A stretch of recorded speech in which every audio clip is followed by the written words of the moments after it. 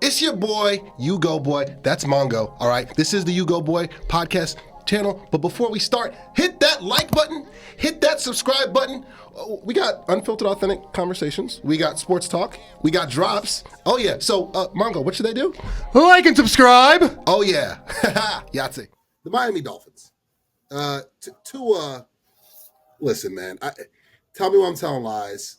There's something about Alabama quarterbacks.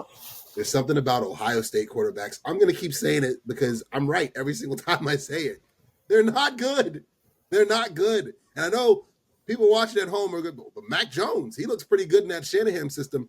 Me and Mongo could suit up right now, hop in the Shanahan system, and move the ball down the field. All right? That's how that system goes. All Mac Jones winning football games is proving the same point me and Mongo have been saying about Brock Montana. Congratulations on the big bag and more injuries to come because the Avengers are slowly Thanosing away into dust. I turned it into a verb. So the Dolphins, Mike McDaniel is going to be fired. It's not a matter of if, it's when.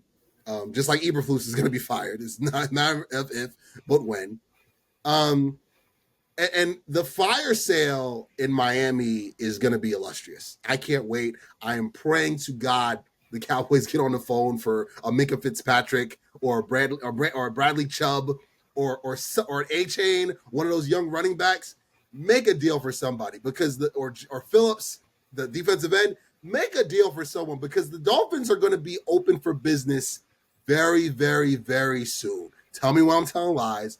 Tyreek Hill, don't be shocked if he makes his way somehow, some way back to Kansas City. You know what I mean? Because he never went. That man is being held hostage right now.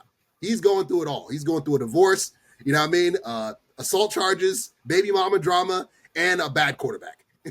And a bad football team. Like, free Tyreek Hill. All right? Where's the red flag? Free Tyreek Hill. All right? He's going through it. He's going through it. But Mongo, the Dolphins. The Dolphins are they're trending downward very, very quickly, and another team and injury had a big deal to do with it. The Bengals. The Bengals. Joe Burrow's gone. I don't foresee him coming back because by the time he is quote unquote healthy, whatever that means, they're going to be out of playoff contention. Browning is not the answer. If they trade for Russ or they trade for Jameis Winston, that's not going to be the answer either. The Bengals are cooked. They're cooked. The timer has gone off on the turkey in the oven, and that one's out the pasture. Who is in a worse spot, Mongo? The team that is getting ready to fire sale, or a team that their franchise quarterback just can't stay healthy? The way you word that question makes it at least mildly tough. So kudos to you, Mr. Hostman. But if you go back and check the August tape, I believe my take on the Jets was they had third in the AFC East locked up because the Dolphins were well on their way to 0-17. And you're waving the red flag, and that's because the Dolphins can't wave the white flag because there's nothing to give up. They came in with this being a lost season to anyone with eyes. It's nice of the Dolphins to show up. It's nice of the Dolphins to pretend that they had talent, but you could see this from a mile away. They didn't do enough to bolster the offensive line. Tyreek Hill is clearly disgruntled. Their running backs can't stay healthy. Tua, you talked about that, Alabama quarterback. And I mean, that coach, we saw this when every Patriot, right? Everyone off the Belichick branch got a chance and failed for about 10 to 15 years, right? We're seeing that now with Sean McVay clones, right? For everyone that works, another 5 fail. And so this is just the, continuation of it being a copycat league. And so Miami tried to copy Sean McVay, and simply put, it doesn't work. And I mean, Miami's going to get some talent, some capital back for these guys on defense. You're absolutely right.